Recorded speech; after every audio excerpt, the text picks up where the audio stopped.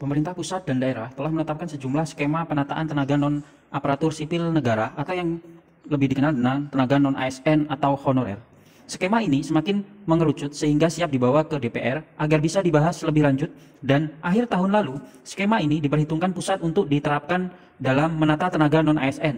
Di antaranya adalah tenaga non-ASN diangkat seluruhnya menjadi ASN, diberhentikan seluruhnya, atau diangkat sesuai dengan kebutuhan prioritas. Ini adalah alasan mengapa tenaga non-ASN dihapuskan beserta landasan hukumnya dan syarat pengangkatan ASN yang berlaku. Berdasarkan surat Menteri Pendayagunaan Aparatur Negara dan Reformasi Birokrasi Republik Indonesia nomor B/M.SM.02.03/2022 mengenai surat edaran yang telah terbit tanggal 31 Mei 2022 itu, diantaranya menyinggung penghapusan tenaga honorer di instansi pemerintah mulai tanggal 28 November 2023.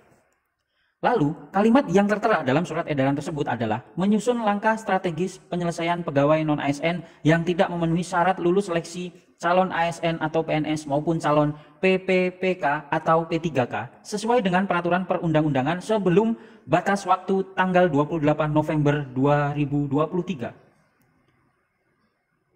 Pertemuan akhir tahun lalu sebenarnya belum menjadi keputusan konkret karena Menteri Pan-RB Abdullah Azwar Anas beserta para gubernur, wali kota, dan bupati masih memikirkan solusi alternatif apa yang akan dirumuskan agar lebih pasti. Lalu, Anas juga memastikan dengan pemerintah pusat maupun daerah akan terus berkolaborasi mencari alternatif terbaik tanpa mengesampingkan sisi kemanusiaan dan pengabdian bagi tenaga honorer. Lalu sebenarnya ada sejumlah alasan mengapa tenaga honorer akan dihapuskan. Sebenarnya ini sudah menjadi wacana dari tahun 2005 lalu. Di antaranya adalah yang pertama, Indonesia ingin mengejar menjadi negara 4 besar ekonomi dunia di tahun 2050. Nah, ini adalah arahan dari Presiden yang menjadikan birokrasi berdampak bukan hanya tumpukan kertas, sehingga menjadi lincah dan juga lebih cepat.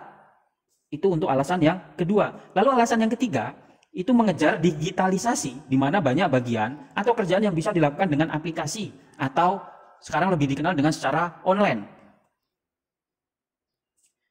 Lalu pertanyaannya, bagaimana nasib dari tenaga honorer? Nah, ini penjelasannya.